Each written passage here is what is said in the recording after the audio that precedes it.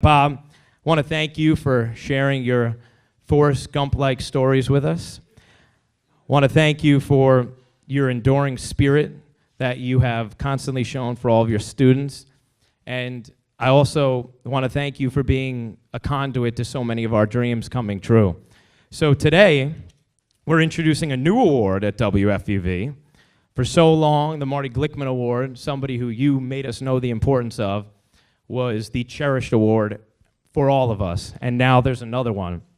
The criteria for this award is based on the high caliber of sports journalism that Bob Ahrens has come to represent at WFUV and in the profession of sports journalism in New York City.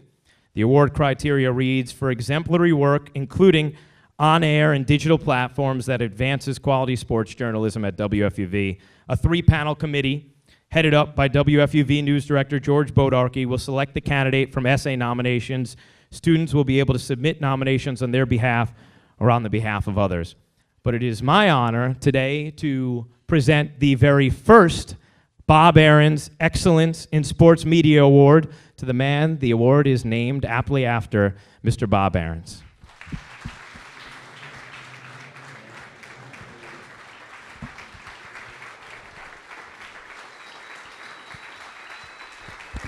You got it, pal. Want to hold it up for people? I don't know if there's cameras. There we go. There, step.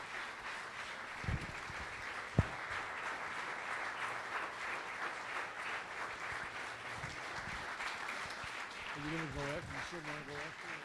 No, you're not.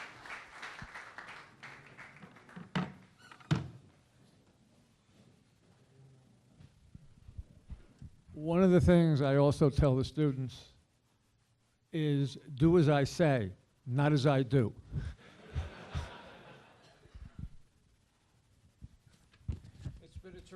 It's been a terrific evening. I'll remember, Mike, to get it up here.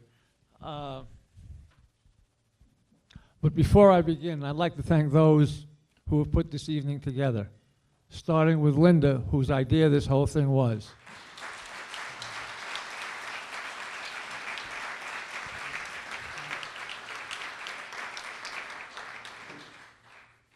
And who, along with my assistant, Bobby Sephardi, led her students of 6 in getting this all done. Bobby, where are you?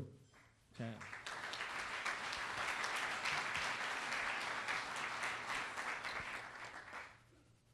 The students all here tonight, and we can't have them raise their hands or anything because they're working the video equipment. But Brendan Bowers, who edited those two, the one-on-one and my piece, did a great job with that. Drew Casey, Merrill Servin, Sean Hayner, Kelly Cultus, and Anthony Pusick. Great work, guys.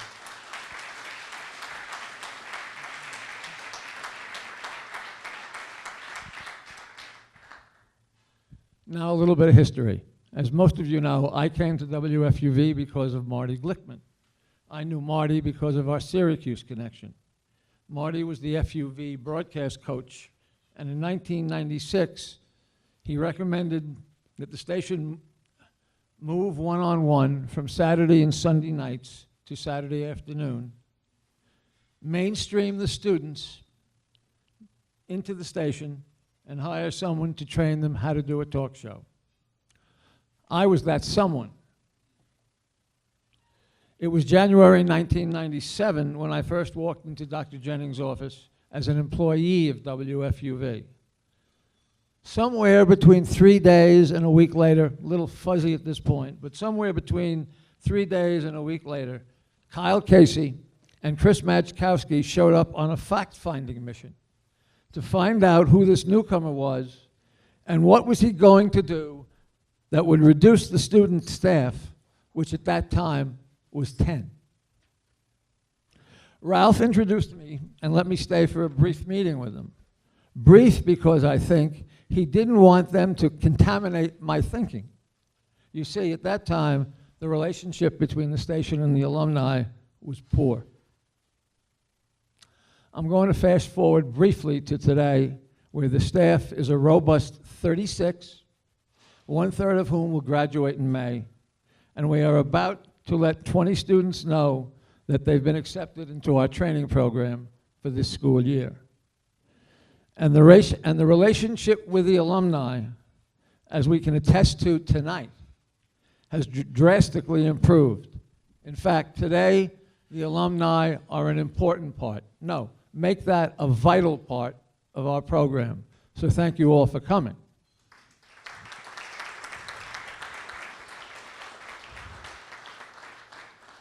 Anyway, back to those early days. After the first show, one of the students quit because he wanted to do it his way. Frank Sinatra, he wasn't.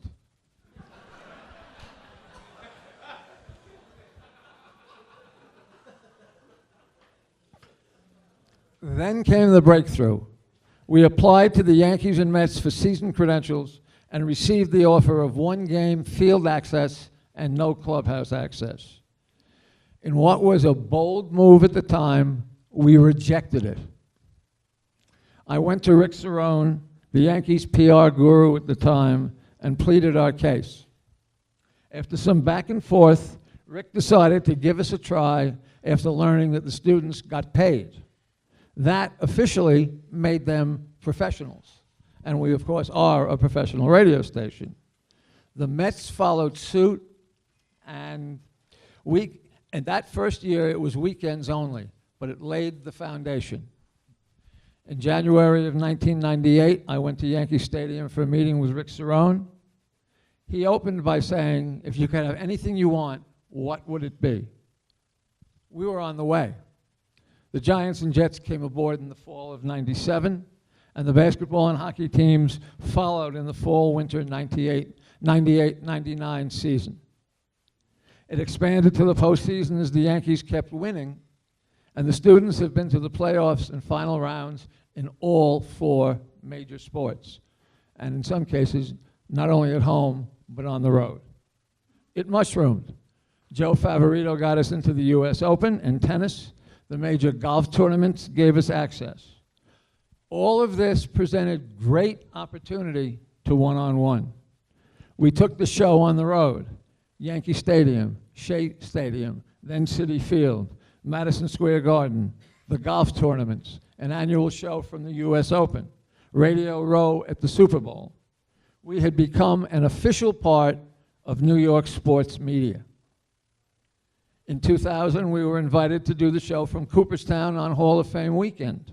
We've done it every year since, and the students have access to the Hall of Famers. All of this appreciably helped one-on-one. We were able to expand our guest roster close to the level of The Fan and ESPN Radio.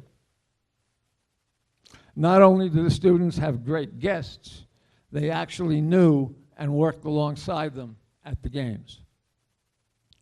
But we haven't forgotten Fordham in all this.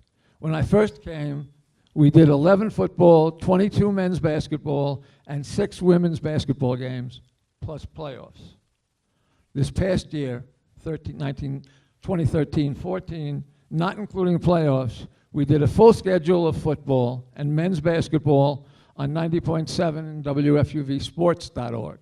We now have our own website, as well as a full schedule of women's basketball on WFUVsports.org, and all home baseball and softball games, plus some selected local road games. Additionally, the home FUV events not telecast are simulcast on the athletics department's web stream. Plus, we are the web stream voice for volleyball, men's and women's soccer, swimming, and water polo events. This comes to a total of about 140 games plus playoffs that the students are doing.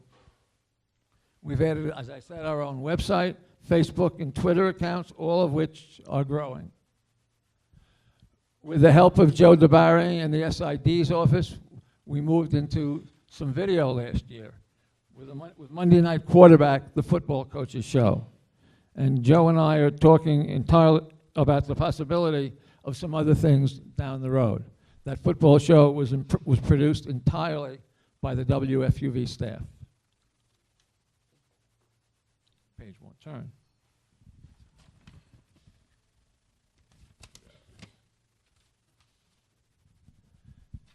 We've also beefing up our web coverage of Fordham athletics. And this school year, we will cover as many teams as feasible. We've also added a monthly show with athletic director Dave Roach. And this year, there's still more.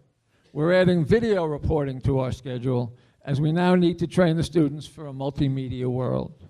Their work will appear on the WFUV Sports website. But none of this is as important and means so much as the participation and cooperation of the alumni. Without you, the program would not work. You are a beacon to the current students that it is possible to succeed in this business, both on and off the air. Your encouragement to them, including the willingness to critique their work, provide internship and job leads, advise them, participate in workshops, give suggestions, advice and counsel to me, as just being available when needed is what really makes this program work. It is comforting to know that there is an enthusiastic and active WFUV and Fordham family out there that is willing to give back. And for that, I thank you all very much.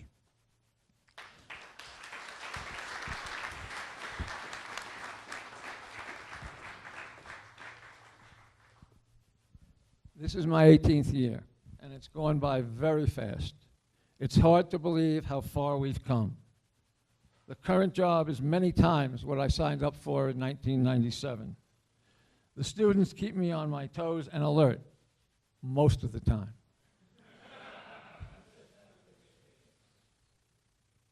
I was proud of their achievements when they were here, and I'm very proud of what they've accomplished since.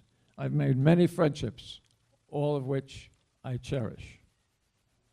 My heart is in two places, Syracuse and Fordham. I've been reminded of the Syracuse part over the past few years with some visits back to campus and some fraternity reunions. Great memories and fun times, good to revisit. But Fordham, and more specifically WFUV, is the here and now. There is much work to be done and more memories to be made.